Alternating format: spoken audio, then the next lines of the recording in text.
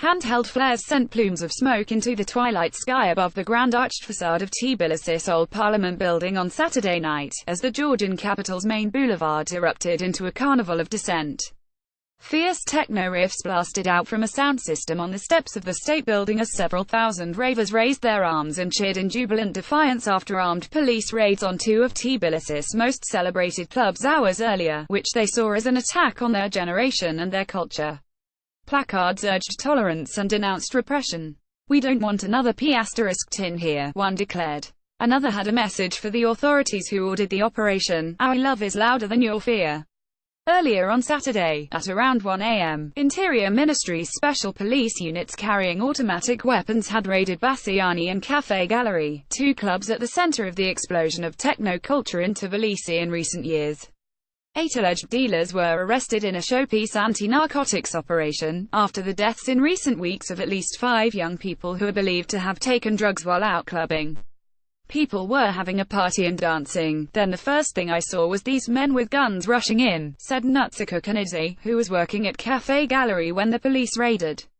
The first armed policeman went to the DJ, Bacho Chaladze, telling him to turn the music off, and then they were yelling and screaming and putting everybody on the floor.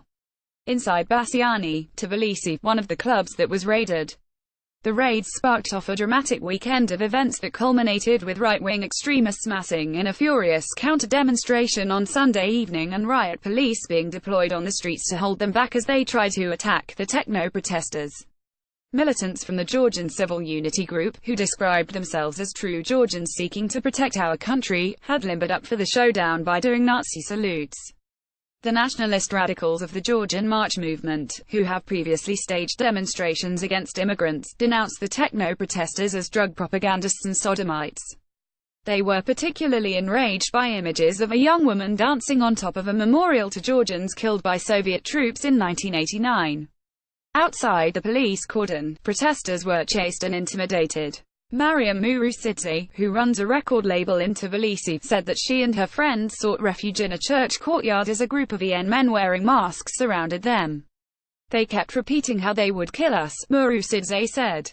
The extremists' offensive highlighted continuing divisions within a society whose emerging democracy is in a fragile state of transition, and brought back memories of May 2013, when thousands of hardline Orthodox Christians tried to wreak bloody vengeance on a tiny group of LGBT activists. In this socially conservative former Soviet country, the clubs that were raided are beacons of tolerance and progressive values.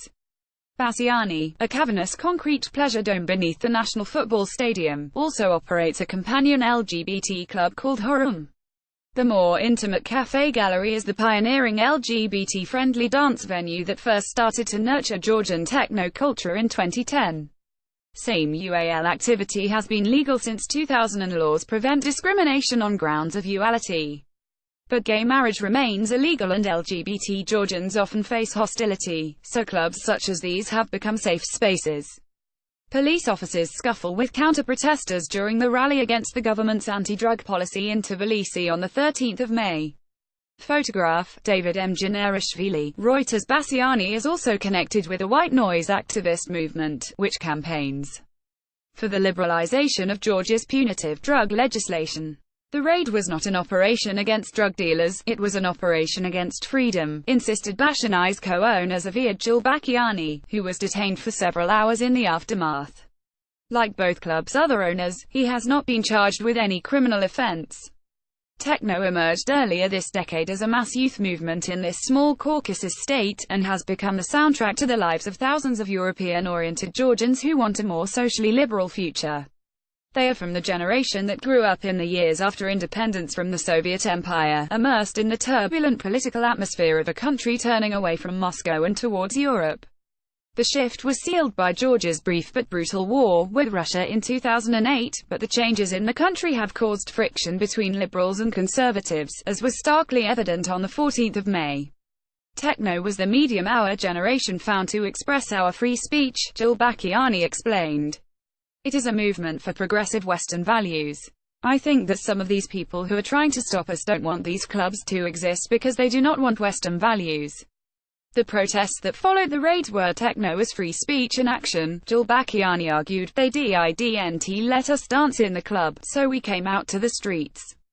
We didn't have any other option. The question is, are we going to be a free country? Noisy protest from those opposing the club raids. Photograph, David M. Janarishvili, Reuters. While the raids caused outrage among some young people, the police operation was supported by other Georgians who were worried by the drug-related fatalities, and cheered by religious conservatives and government officials. The fact of the matter is that we have faced massive promotion of drugs in the recent period, and drug use has become unfettered, argued MP Dmitry Kundadze from the ruling Georgian Dream Party. In an unfortunate irony, the mayor of Tbilisi, former AC Milan football star Kaka Kaladze, had recently announced the city's first nighttime economy manager to develop nightlife's potential to attract tourists. The man whom Kaladze appointed, Sergei Jajaladze, a veteran of Tbilisi's electronic music scene, admitted that after all the glowing coverage that the city's techno culture had received, the raids had marred its desired image as a vibrant, creative hotspot. These people just went out for an evening to dance, and to have people with machine guns enter the club is unacceptable, Jajaladze said. This whole situation is very damaging for the country.